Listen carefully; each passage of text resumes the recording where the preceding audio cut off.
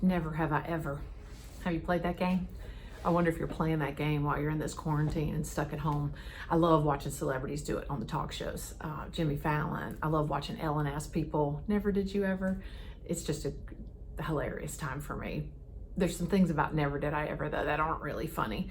And I don't play a lot because I always imagine that whatever I say, somehow somebody is recording it somewhere for the late night news and I'm going to humiliate myself and or my family that I love so much. So I just try to stay away from it. Today though, I woke up and all I could think of was never did I ever.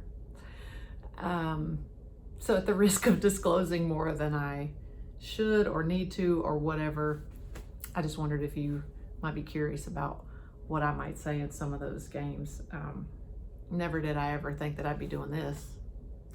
Never did I ever think I'd be speaking in public because it's my greatest fear. And then suddenly I was doing it for a living for the last 20 years. Never did I ever, when I was a kid, think that my parents would divorce. They did. My biological parents separated when I was really young, and my mom was awesome, so I didn't feel like I was missing anything. Never did I ever think that my father would get killed in an on-the-job accident when I was 13, and I'd have to go to his funeral and meet this whole other side of the family that I didn't know, and that I'd never get the chance to talk to him and ask him questions or just get to know him to see if maybe I was like him in any way.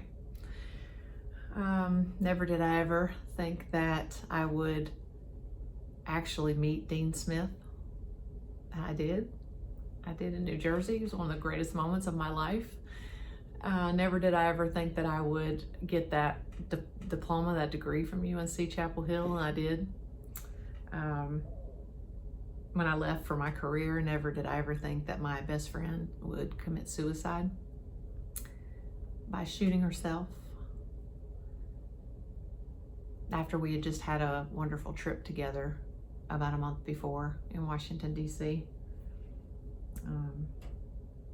Never did I ever think that my brother would be murdered at 18, 4 weeks after my wedding. And he walked me down the aisle, one of the greatest days of my life, and then would soon be followed by one of the greatest tragedies very soon after followed. Never did I ever think that my mom would fall into such a deep depression that she wouldn't be able to see me or my sister or really anything else in life because the grief was so strong and so powerful.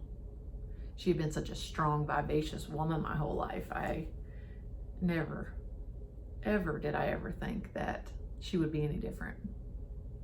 Never did I ever think that I would lose all my grandparents before I was 22 years old. To heart disease, cancer.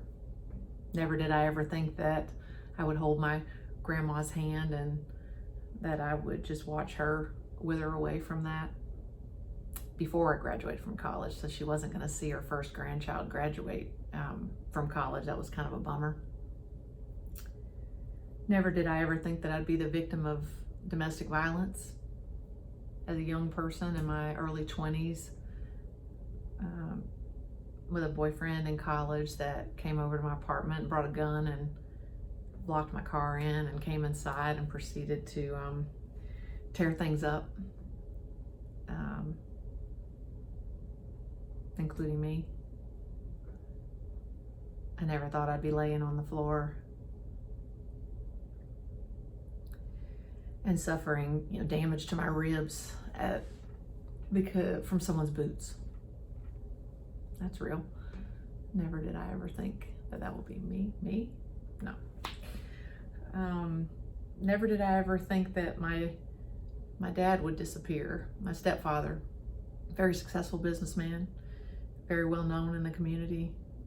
Never did I ever think that he would leave the country and not tell us and leave us searching and searching for him for years. Never did I ever think he'd miss a Christmas with us. And certainly never did I ever think that I would get that phone call that he had killed himself in Barbados and that Now I would need to orchestrate somehow getting him back to the United States and planning a funeral for him. Never did I ever think I'd be divorced.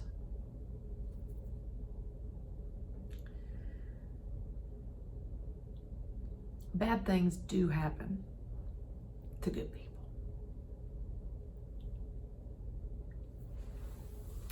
I'm sharing this because I've had so many conversations over the last week with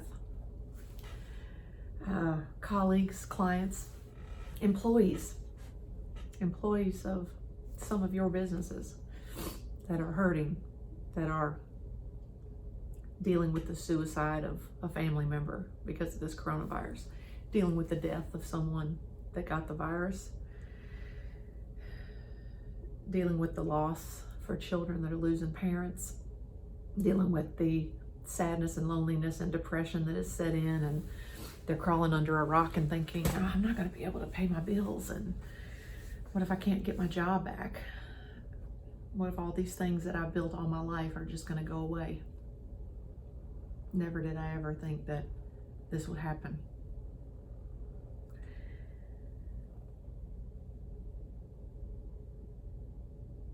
Yes, this is happening because this is our journey.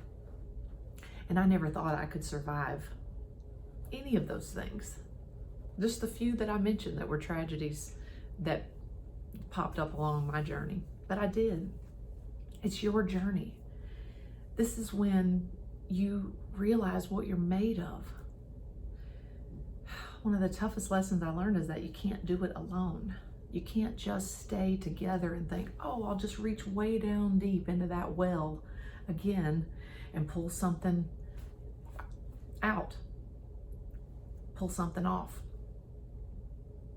You can do that. And this time you might have to ask for help. Understand that this is part of your journey.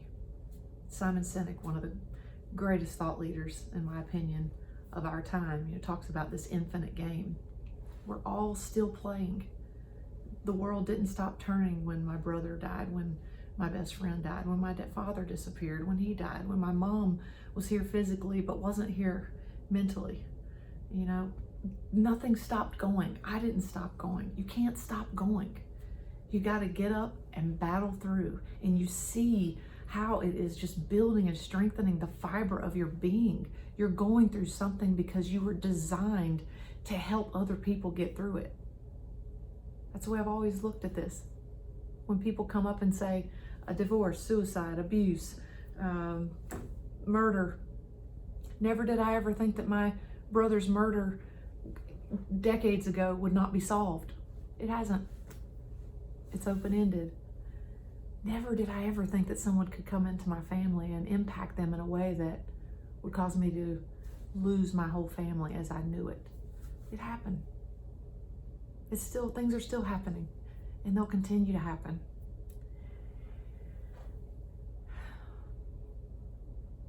Be strong. Reach out. Know that everyone has a story. Everyone has a journey, and you're just on yours. And think about that time when you thought, I can't deal with this. I can't survive this. And you did. You put one foot in front of the other, took one little step, and every time you went through those things that you thought you couldn't get through, or that you did things that you thought you couldn't do, it was an opportunity to level up. Let's level up. We're leveling up right now. And if you don't know who you are and what you're about, I'm going to give you some resources to help get you there. Those are private conversations. So let me know. Join the comments. What have you been through? Tell me about a time when you mustered up something that you just didn't think you could, but you did it anyway. People see the outside of us. They see us acting joyful and happy and looking like everything is fine. But behind the scenes, there's so much that you just don't know. I don't know if there's anyone on this call that knew anything about my life. I don't talk about it because I didn't think it'd be very interesting to you. You have your own stuff to deal with. You don't need my stuff to deal with, but we all deal with stuff. Life is messy. Humans are messy. didn't go the way we thought. Fairy tale.